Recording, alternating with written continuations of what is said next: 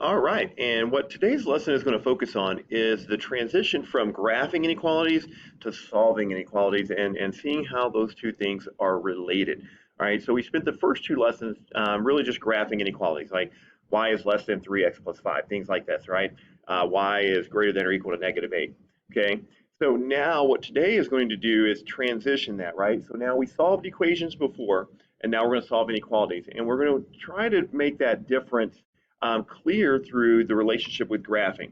All right, so you can see that it really takes in, all right, standards 13 and 14 here. I can represent linear inequalities graphically. I can solve linear inequalities. So now, here's what I want you to do, all right, as the opener here. All right, so I want you to do part one, all right, all the way down, all right, to E here. So I want you to graph this line with a red colored pencil, this line with a blue colored pencil. Now, if you don't have red and blue, that's fine. Just try to see if you can find two different colors, all right, and then we can talk about those. And then once you do that, I want you to draw a vertical line through the point of intersection, write the equation of that vertical line. Then what I want you to do is solve this equation. All right, so I want you to do parts A through E here. So pause the video, do that, flip it back on, and then we'll see, all right, how this all connects. All right, so let's see how you did on here. All right, so now hopefully your red line, all right, your starting point here was -3, 1. All right, so -3, 1, and then your slope was -3/1, and you can see, right, that it's going downhill. So here's my red line.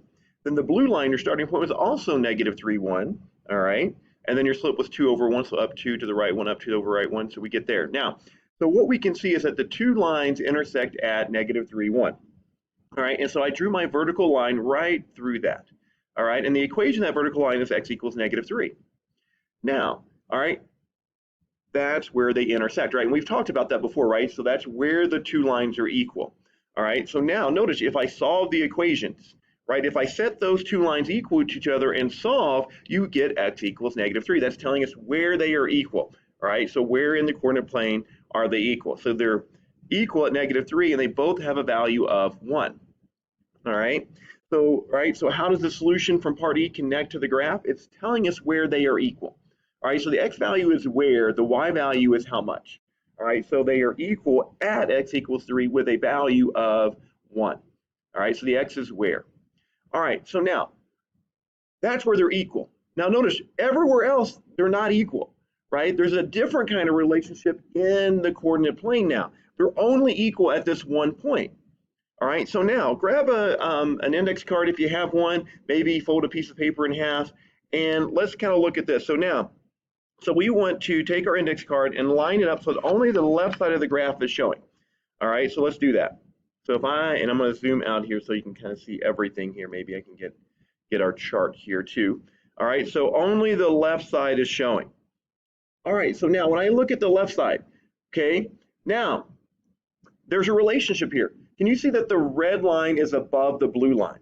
Okay, all right, and if we go down here, all right, to the question here, which graph is on top of the other, the red line or the blue line, right? And we can clearly see that the red line is above the blue line, okay? Now, if we start looking at the values, right, okay, so when I look here and I start filling in my table, okay, so at -6, all right, what's the value of the, and I'll put this here, that this is the red line, right?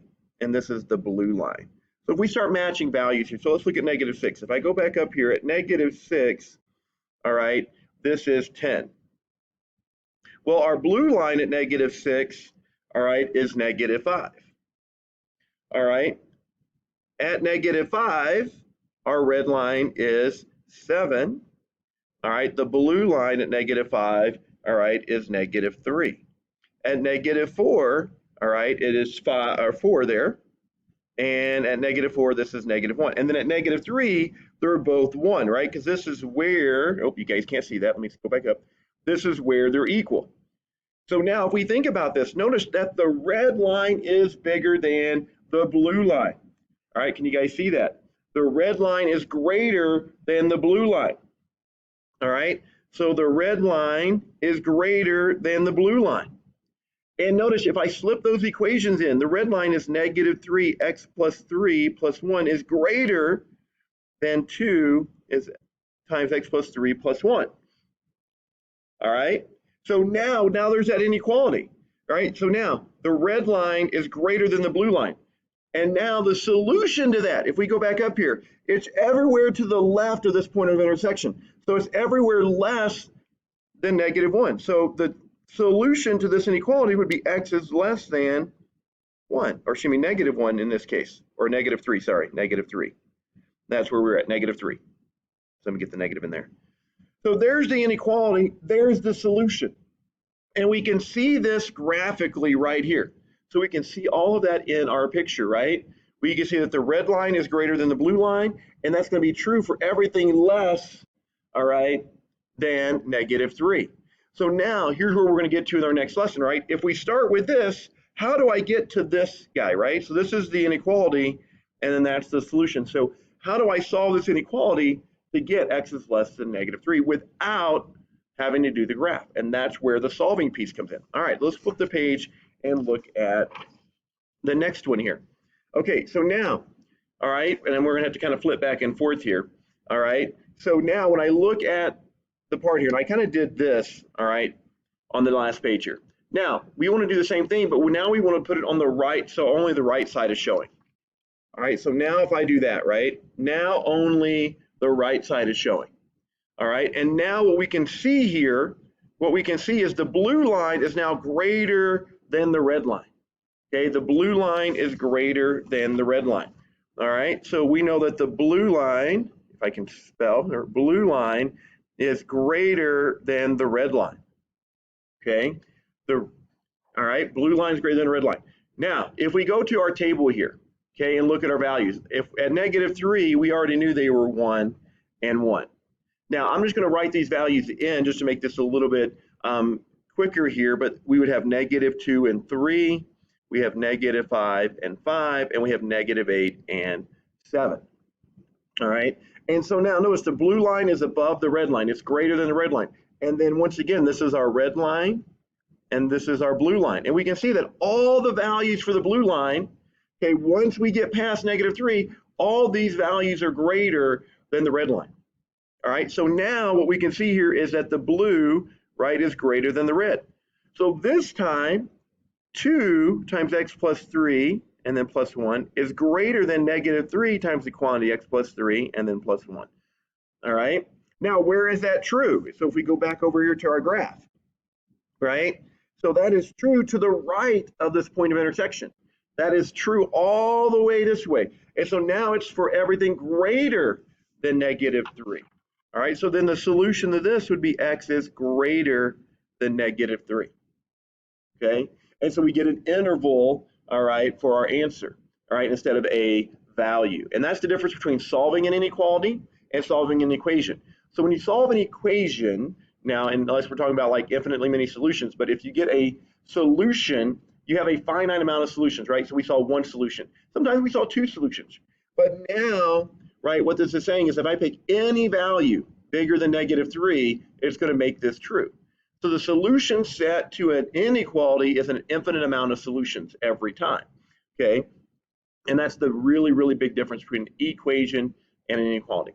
All right, let's finish this page, all right, and then we'll move on. Okay, so now I have a graph already there for you. Okay, so now here's what I want you to do. All right, I want you to look, all right, at this graph, and I want you to tell me at what value of x are the 2 lines equal. So I'll give you about 10 seconds to do that. I want you to write that here. You can pause the video if you need to, all right, and then tell me where are these 2 lines equal. And I know the graph is a little bit fuzzy here, all right, but see if you can, and they count by 1, so this is 1, 2, 3, 4, 5. All right, so hopefully you see that they are equal right here. All right, and so once again, all right, if I just draw a vertical line through that point of intersection, right?